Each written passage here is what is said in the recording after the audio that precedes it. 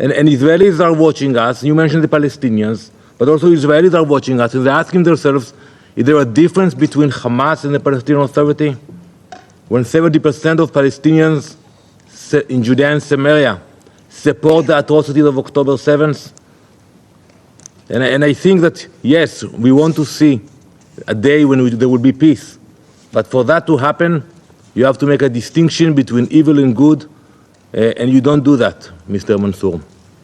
Madam President, it has now been 1 year since the darkest day in Israel's history, the October 7 massacre, a day when innocent lives were brutally taken, a day that scarred an entire nation.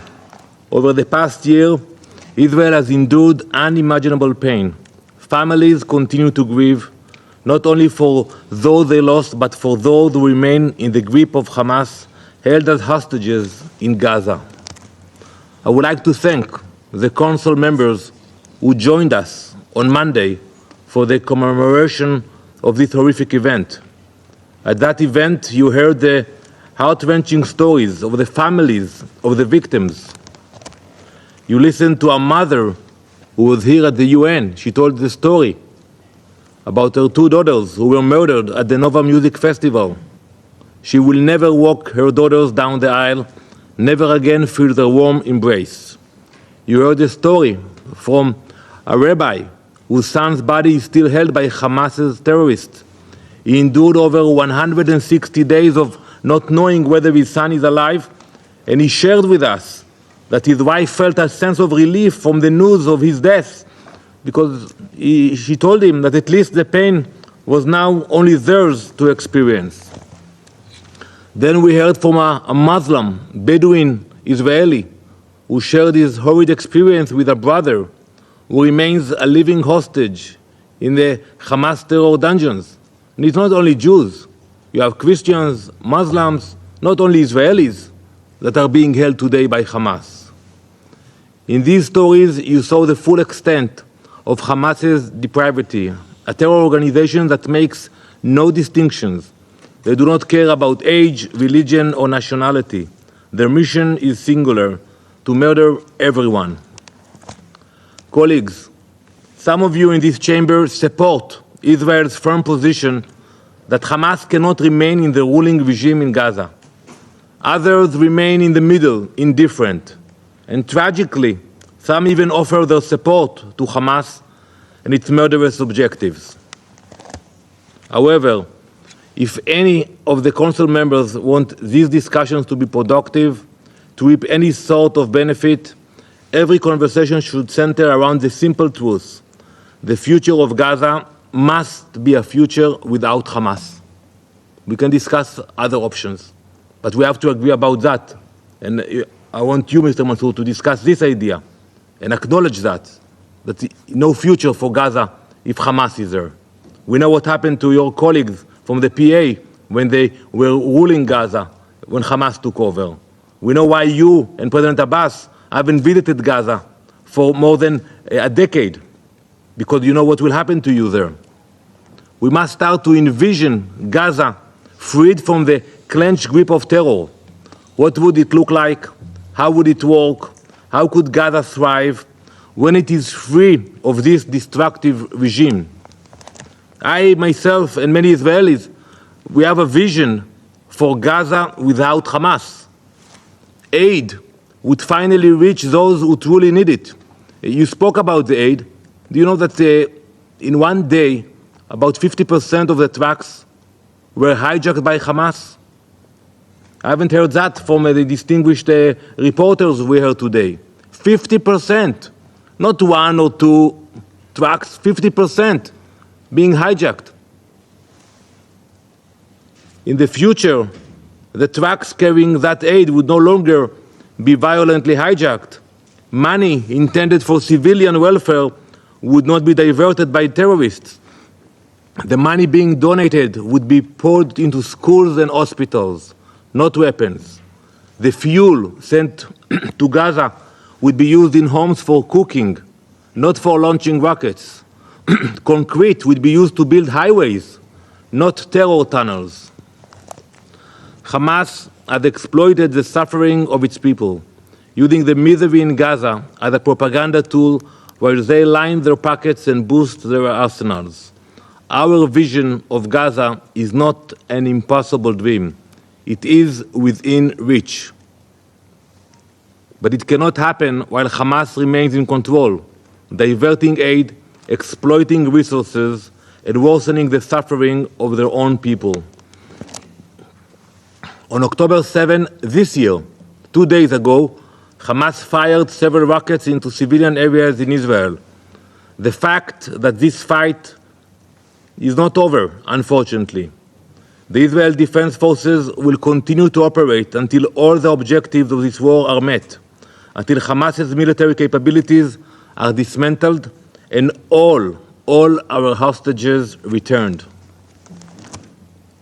Madam President, despite the ongoing threats from 7 fronts, despite the unspeakable atrocities committed against our people, Israel's humanitarian efforts in Gaza have been nothing short of extraordinary. The facts are clear. Over 52,000 trucks have entered Gaza under Israeli coordination, delivering more than 1 million tons of aid, 700,000 tons of it being food. Israel imposes no restrictions on humanitarian aid. In fact, 82% of all requests for humanitarian coordination have been approved and implemented. Our humanitarian coordination covers a broad range of needs as they arise. And yes, we work with UN agencies. We have worked closely with global partners like WHO and UNICEF to vaccinate over 500,000 Gazan children against polio in a matter of weeks. The second stage of the vaccination campaign is commencing next week. This is a cooperation we strive for with our partners. We are willing and able to work on the ground. Additionally, we have expanded the El Mawasi humanitarian area, both inside and facilities, with an increased supply of food, water, and medical equipment. Now, compare our efforts to the failures of UNRWA. While Israel cooperates with international organizations like WHO and UNICEF to improve the lives of civilians, UNRWA Gaza has allowed Hamas to infiltrate its ranks. This infiltration is so ingrained, so institutional, that the organization is simply beyond repair. The contrast could not be clearer. While Israel fights to protect and uplift civilians, UNRWA's leave them and allow them to suffer. Israel has been warning for months about the infiltration of Hamas into UNRWA, yet not significant action has been taken. And I haven't heard the distinguished gentleman from UNRWA, when he spoke about the casualties, how many of them were affiliated with Hamas. We gave the names to UNRWA. The recent revelation that Fatah Sharif, Hamas's commander in Lebanon this time, he was also an UNRWA school principal, believe it or not, a principal. And he was the head of its teachers' union, the head of Hamas in Lebanon. That's beyond imagination. This is not merely a failure of oversight. This is the absurd reality we are facing. An organization that claims to provide education and humanitarian aid has been infiltrated to the point where terrorists are running classrooms, indoctrinating future generations, and hiding in plain sight under the banner of the United Nations.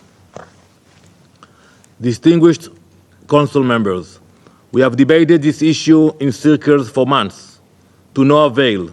The focus of these discussions must shift from the symptoms to the disease itself, the Islamic regime of Iran. Today, we discuss the humanitarian situation in Gaza. Tomorrow, we will have a discussion about Lebanon. What will be next? Yemen? Iraq? We all know the true cause of the suffering, Tehran's desire for supremacist expansion. Iran's aggression continues unrestricted. Just last week, Iran launched hundreds of missiles in the largest ballistic attack in history. In history. No state in the world would tolerate such assaults on its people, and Israel will not tolerate it either. We will choose when and where our response takes place. It will be decisive, and we will not hesitate to defend ourselves. 1 year has passed since the October 7 massacre.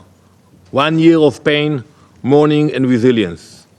Yet, what have we learned in that time? Have we truly confronted the evil that seeks to destroy us? Or are we still debating, still pointing fingers? And I agree with you, Mr. Mansour. We come here, you blame Israel, we blame you. I agree with you. While the origin of all this suffering, the real evil, Hamas, Hezbollah, and their puppet masters in Tehran, continue to sow terror and death. This body must move beyond the surface and address the deeper disease that has plagued the region for far too long. Words alone will not end the situation in Gaza or anywhere else. Only decisive collective action can root out the terrorists and bring about a future of peace and security for all. Israel will not wait. We will defend our people, our land, and our future. We stand as guardians of the very principles that this body was built to protect. It has been 1 year since the massacre of October 7. We cannot afford another. Thank you, Madam President.